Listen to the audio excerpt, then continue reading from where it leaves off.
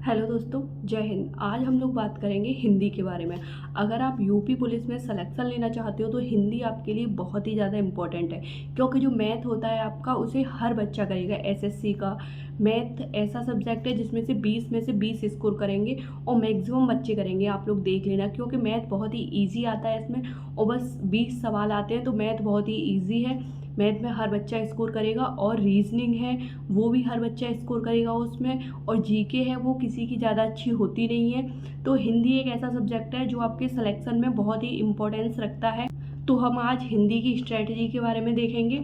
मैं आपको बताऊंगी हिंदी में आपको क्या करना चाहिए, किस टाइम पे पढ़ना चाहिए कि आपका फुल स्कोर आए, और हिंदी साहित्य आपको कैसे पढ़नी चाहिए, कैसे आपको उसे याद करना चाहिए, मैंने कैसे याद किया था, उस चीज़ के बारे में आज हम लोग देखेंगे।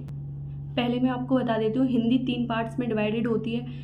एक होती है शब्दावली जो याद करने की होती है, दूसरी होती है साहित्य, और गद्यांश आप समझ लो। गद्यांश तो सबको आता ही है, गद्यांश ईजी होता है इसका, और साहित्य थोड़ा टफ पड़ता है, और व्याकरण। ओके, तो मैं आपको बता देती हूँ आपके लिए कौन कौन से चैप्टर इम्पोर्टेंट है। मैंने पूरा पेपर देख के तभी मैंने इस पर लिखा है। तो कौन कौन से टॉपिक से क्वेश्चंस आए थे, और इनसे हमेशा ही क्वेश्चंस आते हैं और अब की बार भी आएंगे। तो आप इन टॉपिक्स को ज़रूर से ज़रूर देख लेना। मैं आपको वो टॉपिक्स बता देती हूँ। हाँ, टॉपिक्स थोड़े ज़्यादा हैं, लेकिन एक दो सवाल हर टॉपिक से आए थे, लेकिन टॉपिक बहुत ही ईजी होते हैं इसके, तो ज़्यादा कोई दिक्कत नहीं है। पहले मैं आपको व्याकरण वाला बता देती हूँ। जैसे कि आपकी संधि है, उससे 1-2 क्वेश्चन आया है। समास है, उससे आया है। आपका रस से भी आया है। आपका क्वेश्चन छंद से भी आया है। बाकी का आप छंद को थोड़ा छोड़ सकते हो, थोड़ा टफ पड़ता है। बाकी का आप देखना चाहो तो देख सकते हो। बाकी का ये संधि, समास, रस, ये तो बहुत इजी होता है, आप एक बार देख लीजिए। फिर आपका जो क्वेश्चन आया है, अलंकार से भी क्वेश्चन आया है आपका, और आपका संज्ञा से मैंने क्वेश्चन नहीं देखा। आपका सर्वनाम से भी क्वेश्चन आया है, विशेषण से भी आया है, और कारक से भी आया है आपका क्वेश्चन, क्रिया से भी और जो चिन्ह होते हैं वो बहुत ही ईजी होते हैं। आप एक बार देखेंगे तो आपको बहुत ही ईजिली वो याद हो जाएंगे और हमेशा आपके दिमाग में रहेंगे एक बार। लेकिन आप जब चिन्हों को देखो ना कि इसका चिन्ह कैसे लगता है, इसका चिन्ह कैसे लगता है, तो आप एक बार उन्हें लिख के देख लेना, 5-6 बार उन्हें लिख लेना, तो वो आपके दिमाग में हमेशा हमेशा के लिए सेट हो जाएंगे कि ये चिन्हों से क्वेश्चंस कैसे होते हैं। मैं आपको ये भी बताऊंगी कि आपको ये कैसे कैसे पढ़ना है कि ये आपको हमेशा के लिए आपके दिमाग में याद हो जाए। तो ये चीज़ हम देखेंगे, और आपको कितना टाइम कौन सी सब्जेक्ट पढ़नी है। अब हम देखते हैं कि आपकी शब्दावली से कौन कौन से क्वेश्चंस आए थे। फिर मैं आपके लिए बुक बताऊंगी कि आपके लिए कौन सी इंपॉर्टेंट बुक है जिससे आपको पढ़ना चाहिए, जिससे सारे क्वेश्चंस आते हैं। ओके, और सबसे लास्ट में मैं आपको एक ऐसी टिप बताऊंगी जिससे आपका स्कोर 37 आउट ऑफ 37 आएगा। तो हम शब्दावली देख लेते हैं जो आपको याद करने के हैं, और जो आपको हर रोज़ याद करनी है। आपके उपसर्ग प्रत्यय से भी क्वेश्चन आया था। ये इंपॉर्टेंट टॉपिक्स ही हैं, इनसे क्वेश्चंस आए थे आपके। तत्सम से भी आए थे, पर्यायवाची से भी आया था, विलोम शब्द से भी आए थे, लोकोक्ति और मुहावरे से भी क्वेश्चन आया था। लोकोक्ति ये पूछता है वो कि ये लोकोक्ति इनमें से कौन सी है। 4 ऑप्शन दे रखे होते हैं, तो उसमें से ये पूछता है कि इसमें से कौन सी एक लोकोक्ति है। तो लोकोक्ति वो होती है जिसका अर्थ नहीं बदलता है। और इसके बाद आपका वाक्यांशों के लिए एक शब्द, इसमें से भी क्वेश्चन आया था। और आप शुद्ध वर्तनी भी आप देख लीजिए, शुद्ध वर्तनी और श्रुति सम भिन्नार्थक शब्द। ओके, और पुल्लिंग स्त्रीलिंग, जैसे कि आपको वचन लिंग देखना है, और आपको वचन भी देखने हैं, वचन भी देखते हैं कि एक वचन है कि बहुवचन है, इससे भी क्वेश्चन आया है। अनेकार्थी से भी क्वेश्चन आया है। और आपको जो है सेंटेंस भी देखने हैं कि ये सेंटेंस प्रेजेंट का है, पास्ट का है, तो ये इनसे भी क्वेश्चन आया है आपका। और मैं आपको एक बात बता दूं, आप ना जैसे कि साहित्य है, साहित्य में आपको मैं बहुत ही अच्छी चीज़ बताऊंगी। आप हमेशा हमेशा के लिए आपको साहित्य याद हो जाएगा, आपको किस तरह से पढ़ना है और क्या क्या चीज़ें पढ़नी है, क्या क्या चीज़ें इंपॉर्टेंट है साहित्य में। मैं आपको पहले बता दूं कि जैसे कि आप हर चीज़ को 3 पार्ट्स में हमने डिवाइड कर दिया है, शब्दावली, साहित्य और व्याकरण। हर एक सब्जेक्ट, हर एक टॉपिक को आप 30-30 मिनट दीजिए। 30 मिनट शब्दावली को, 30 मिनट साहित्य को, 30 मिनट व्याकरण को हर रोज़।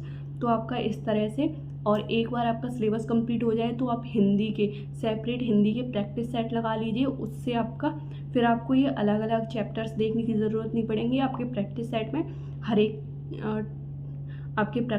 हर एक टॉपिक के क्वेश्चंस आपको मिल जाया करेंगे। तो हिंदी इसलिए इम्पॉर्टेंट है आपको क्योंकि अब आप एग्ज़ाम में ना वही सब्जेक्ट सबसे पहले अटैम्प्ट करते हो जो आपको सबसे ज़्यादा आती है। अब आप बताइए, ठीक है आपको मैथ आता है, लेकिन मैथ में कुछ क्वेश्चंस ऐसे आ जाते हैं जो बहुत टाइम टेकिंग होते हैं। कभी कभी हम कई बार दिमाग में 2 दूनी 4 होता है, लेकिन हम 2 दूनी 6 लिखते हैं, 2 दूनी 6 लिखते हैं, चाहे कितनी भी बार गुणा कर लें 2 दूनी 6 लिखते हैं। तो कभी कभी ऐसा प्रेशर हो जाता है दिमाग में, मेरे साथ भी होता था।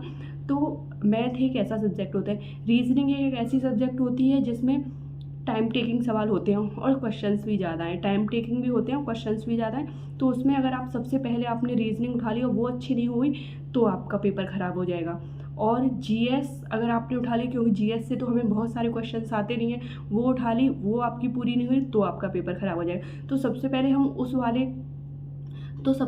उस वाले सब्जेक्ट को उठाते हैं जो हमें बहुत अच्छे से आता है। इसमें से हमें सबसे पहले हिंदी उठानी होती है, तो हिंदी को हम सबसे पहले करते हैं। अगर हम हिंदी में बहुत अच्छा स्कोर करते हैं तो हमारा कॉन्फिडेंस बहुत अच्छा बिल्ड हो जाता है, इससे हमारा एग्ज़ाम बहुत अच्छा जाता है। अगर हमने जो सब्जेक्ट पहले उठाई है वो हमारी सब्जेक्ट अच्छी नहीं हुई ना, तो हमारा जो हमसे क्वेश्चंस आते हैं ना उनका भी आंसर नहीं निकलता है। एग्ज़ाम का ऐसा प्रेशर होता है। तो इसलिए आपको हिंदी को सबसे अच्छा करना बहुत ही ज़्यादा ज़रूरी हो जाता है, क्योंकि ये आपको बहुत अच्छे मार्क्स दिलवा सकती है, पूरे पेपर का कॉन्फिडेंस ला सकती है, बहुत ही ज़्यादा इम्पॉर्टेंट है।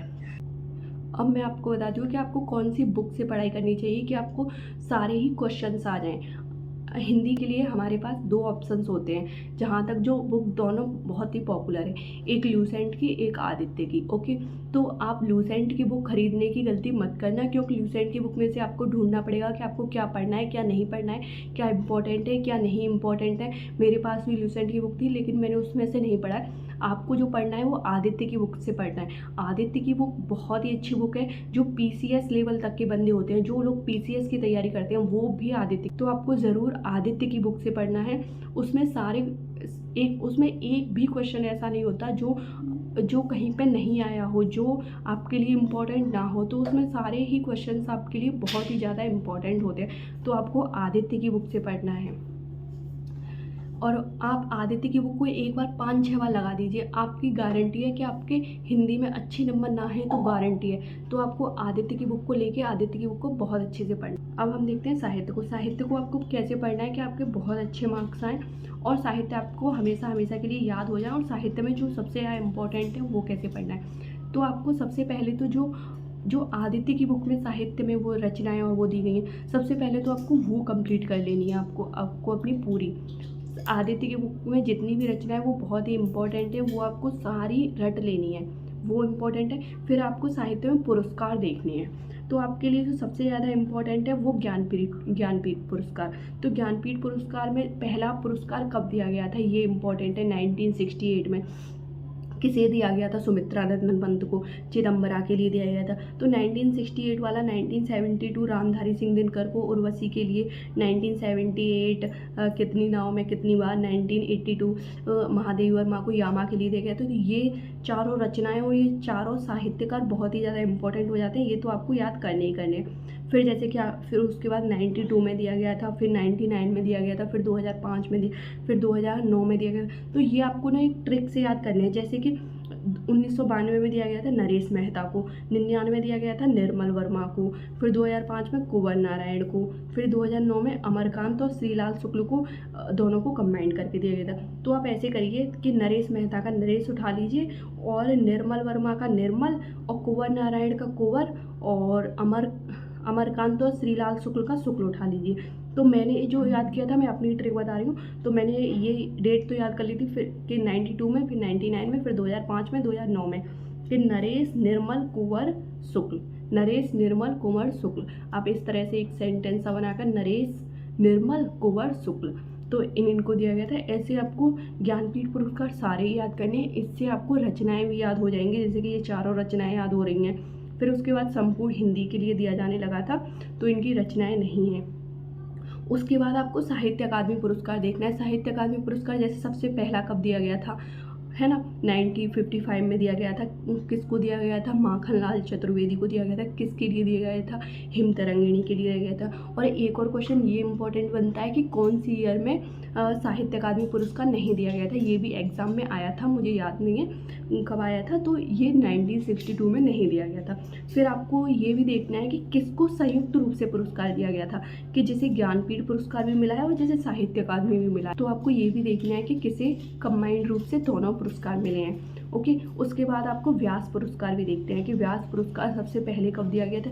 इनफैक्ट जो व्यास पुरस्कार है इनका पहले तो देख लीजिए, सबसे पहले कब दिया गया था, 1991 में दिया गया था रामविलास शर्मा को, भारत के प्राचीन भाषा परिवार है ना, इसके लिए दिया गया था।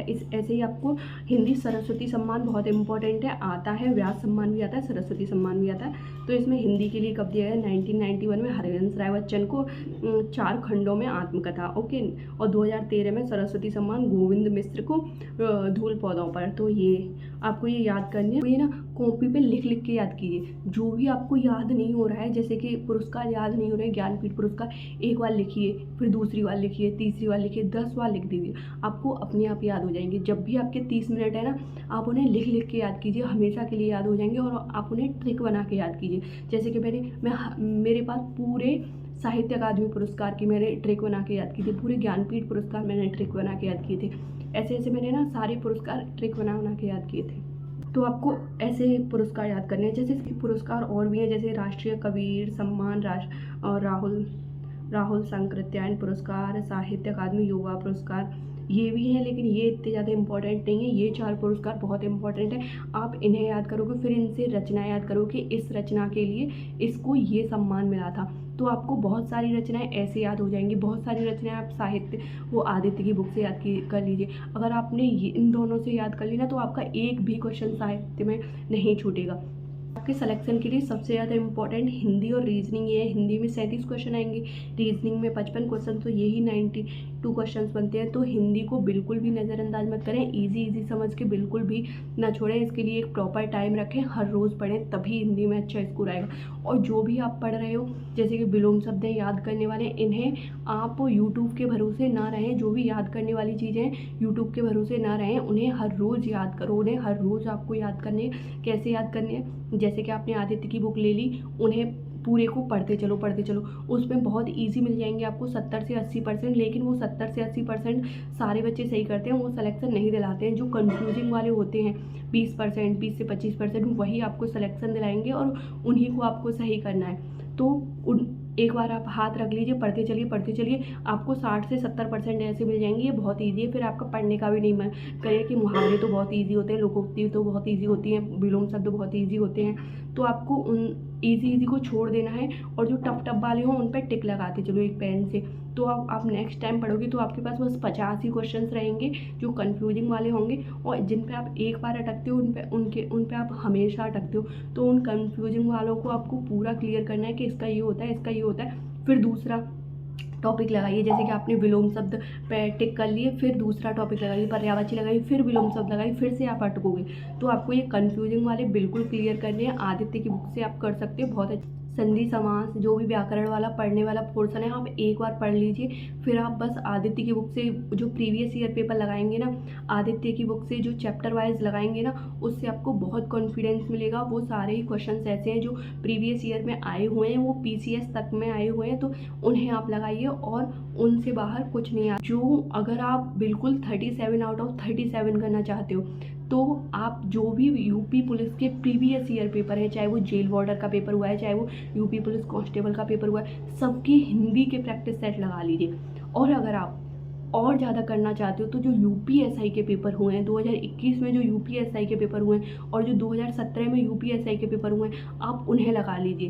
अगर आपने इतना कर लिया तो आपका हिंदी में एक भी क्वेश्चन नहीं जाएगा, क्योंकि हिंदी 2021 में बहुत टफ पूछी गई थी। 2017 वाले में भी 2017 वाले में भी UPSI में बहुत टफ हिंदी पूछी गई थी। और हिंदी का पेपर लगाने में बहुत ज़्यादा टाइम नहीं लगता है, 40 क्वेश्चन होते हैं, मैक्सिमम 10 मिनट में लग जाते हैं। तो आप इस तरह से आप हिंदी का एक सेट रोज़ लगाएंगे, तो आपको अलग से भी कोई टॉपिक पढ़ने की ज़रूरत नहीं पड़ेगी, क्योंकि एक ही टॉपिक में आपको गद्यांश की भी प्रैक्टिस हो जाएगी, संधि की भी हो जाएगी, वर्तनी को भी हो जाएगी, आपको हर चीज़ की प्रैक्टिस हो जाएगी, सेंटेंस एरर की भी हो जाएगी।